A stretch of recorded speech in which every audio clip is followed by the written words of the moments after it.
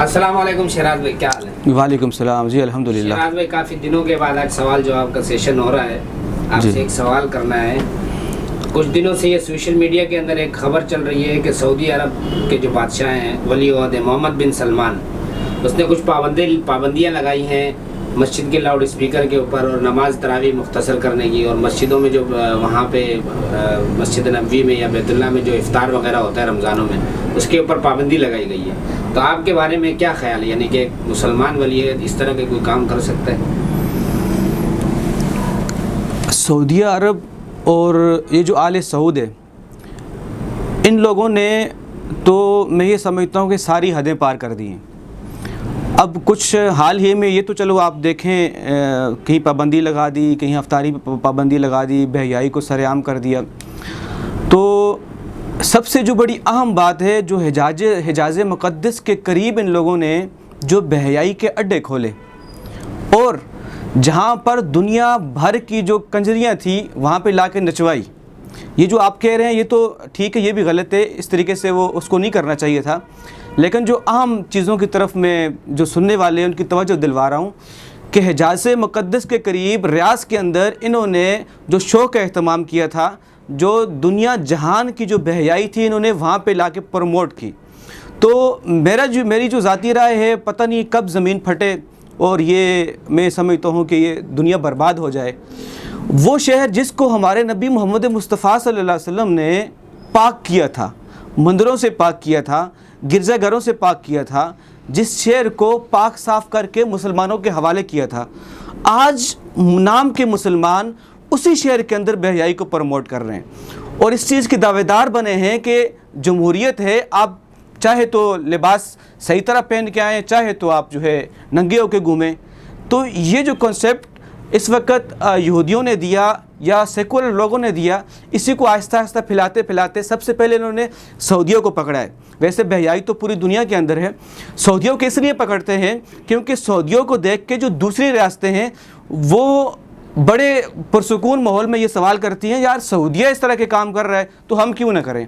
अब जो पाबंदियाँ इस साल सऊदिया ने लगाई, आने वाले वक्त के अंदर आप देख लेना कि बहुत सारी रियासतों के अंदर भी इस तरह होगा और ये बात सामने रखी जाएगी, जब सऊदिया ये काम कर रहा है तो हम क्यों ना करें। और इसकी तैयारी जो की थी वो कोरोना में बड़ी ज़बरदस्त तरीके से दुनिया ने की थी और दुनिया ने मुसलमानों को इस बात पे आजमा भी लिया था कि मुसलमानों को किस तरीके से एक बंद कमरे के अंदर धकेलना है, और धकेल के उन्होंने चेक कर लिया था। लेकिन यहाँ पर जो बहुत खुशाइन बात है, जो बहुत खुशकिस्मती की बात है, पाकिस्तान वाहिद ऐसी रियासत थी जहाँ पर कोरोना के अंदर भी हमारे जो उलमा है उन्होंने मसाजिद बंद नहीं होने दी और उन्होंने बाकायदा एहतजाज रिकॉर्ड करवाया। इसके अलावा उन्होंने पूरी कोशिश की है कि हमारी मसाजिद बंद ना हो।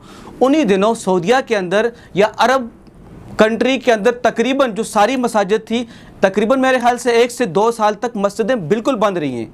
मस्जिद के अंदर कोई मुसलमान गया नहीं है। तो अगर बीमारी ही थी तो बीमारी तो कुछ महीनों के बाद ख़त्म हो गई थी। तो 2 साल तक 1.5 साल तक मसाजिद को बंद रखना, इसके पीछे क्या प्रोपेगेंडा हो सकता है ये आप समझते हैं। और कुछ चीज़ें ऐसी हैं जो मैं चाह रहा था कि खुल के बोलूं, लेकिन मजबूरी ये है कि यहाँ पे कुछ चीज़ें खुल के अगर बंदा मैं बोलता हूँ तो ना चैनल चल पाता है और ना फेसबुक पेज चल पाता है। तो आगे नेक्स्ट अगर कोई सवाल आपका है। आपसे दूसरा सवाल ये है कि बहैसियत मुसलमान हमारे लिए क्या पैगाम है? अब हमारा मरकज़ तो सऊदी अरब है, बैतुल्लाह मस्जिद नबी ये सऊदी अरब जो कहलाता है, ये हमारे लिए एक मरकज़ है, इस्लाम का एक मरकज़ कहलाता है। बहैसियत मुसलमान हमारे लिए क्या पैगाम है? ये जो जिस तरह की पाबंदियाँ लगाई जा रही है तो हम इससे क्या मतलब तसव्वुर करेंगे, क्या होगा हमारे साथ? इसमें देखें, इस वक्त इस्लाम जो है अरबियों के हाथ से चला गया, अजमियों के हाथ में आ गया। तो अब अजमी जिस तरह हिंदुस्तान या पाकिस्तान के मुसलमान हैं, तो अब इन पर ये चीज़ें आयद होती हैं, फ़र्ज़ हैं कि ये लश्कर इस्लाम तैयार करें, वो लश्कर तैयार करें जो इस्लाम की नुमाइंदगी करे। और यहाँ पर अगर हम कोशिश करें, कुछ सालों की मेहनत है, हम यकीनन ऐसा लश्कर तैयार कर सकते हैं कि जिसमें दुनिया के मुसलमान उसके मातहत होंगे। तो ये अगर हम ये कोशिश करें, और दूसरी बात ये है कि हम इस वक्त सबसे पहले तो अपने अमाल को दुरुस्त करें, जो यकीनन हदीस से वाज़े है। और पहली बात आपको मैंने साथ बता दी, अगर हम इस तरह का लश्कर इस्लाम जब तक तैयार नहीं करेंगे, या हमारा कुछ जगहों पर ऐसा है कि इस वक्त भी इस्लामी लश्कर तैयार हो रहे हैं अल्हम्दुलिल्लाह, जब तक वो सरेआम नहीं होगे तो उस वक्त तक मैं नहीं समझता कि हम क्या करें। हम लोग सिर्फ बैठ के इबादत कर सकते हैं या एहतजाज कर सकते हैं। एहतजाज के अलावा हमारे पास कोई रास्ता भी नहीं है जो इस वक्त इख्तियार करें। हाँ, अंदरूनी तौर पर जिस तरह मुसलमानों ने पहले भी कोशिशें की है, उलमा ने गले कटवाए, उलमा शहीद हुए, वो कोशिशें करते रहे इस्लाम के लिए, आज भी कर रहे हैं और अल्हम्दुलिल्लाह अल्लाह के फजल करम से आगे भी करते रहेंगे, और इसी के साथ साथ वो एक लश्कर की तैयारी करेंगे इंशाअल्लाह।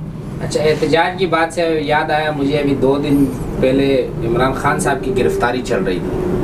मुसलसल 24 घंटे के बावजूद गिरफ़्तार नहीं कर सके, हमारी रियासत गिरफ़्तार नहीं कर सकी। वहाँ पे मतलब ऐसे एक तो मंजरनामा पेश किया गया जैसे कोई बहुत बड़ी जंग हो रही है। तो इसके बारे में आपकी क्या राय है कि इमरान खान साहब को फ़ौरन उसी वक्त गिरफ़्तार होना चाहिए था, या मतलब इस कारकुन को छोड़ नहीं रहे पेशी के लिए? तो क्या आप मतलब क्या समझते हैं कि किस तरह ये मामला जो है ना कवर हो सकता था? देखें, जहाँ तक गिरफ़्तारी का ताल्लुक़ है, इससे पहले बहुत सारे बड़े बड़े उलमा भी गिरफ़्तार हुए, उन पर बहुत सख्त दहशतगर्दी के एक्ट लगाए, लेकिन बाद में रिहाई भी मिल गई। हाँ, खान साहब यहाँ पर आके पहले तो वो मुझे ऐसा लगता था कि वो बड़े ज़बरदस्त किस्म के फ़ैसले करेंगे, लेकिन यहाँ से मुझे ऐसा लग रहा है कि वो नाकामी की तरफ शायद जा रहे हैं। ये मेरी अपनी एक ज़ाती राय है। गिरफ़्तारी से कोई फ़र्क नहीं पड़ता। गिरफ़्तार आज करेंगे, नवाज़ शरीफ पर इतने बड़े बड़े वो केसेस लगाए, इसहाक डार पे लगाए। मैंने तो सोचा नहीं था कि इसहाक डार वापसी आएगा, वो फिर वापसी आके बैठ गया। यहाँ पर वही जो मैं मिसाल देता रहता हूँ, फुद्दू खाता ताज़ा हवलदार है। तो अगर गिरफ़्तार हो भी जाते हैं तो उसके बाद फिर वापसी दोबारा बाहर आ जाएंगे, उससे तो कोई फ़र्क नहीं पड़ेगा। और दूसरी बात आपने कौन सी की थी?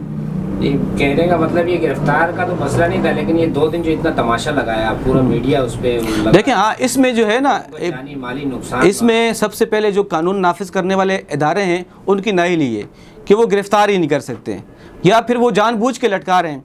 और तीसरे नंबर पर जो है हमारी अदालतों की कमज़ोरी है। मैं ये समझता हूँ जिस तरह की अदालतों का आज रवैया है, गरीब के लिए अलग, अगर बिलफ़र्ज़ यहाँ पर गरीब होता, उसके घर के अंदर घुस के उनकी बेटियों के सामने, उनकी बहनों के सामने, उनकी माओं के सामने उस गरीब को उठाते, चाहे वो छोटा मोटा चोरी का केस होता या किसी भी तरीके का उसके ऊपर इल्ज़ाम होता, घर में घुस के वो लोग उठाते।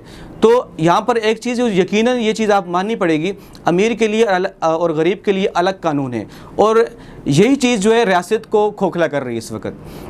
बहुत बहुत शुक्रिया शेराज भाई।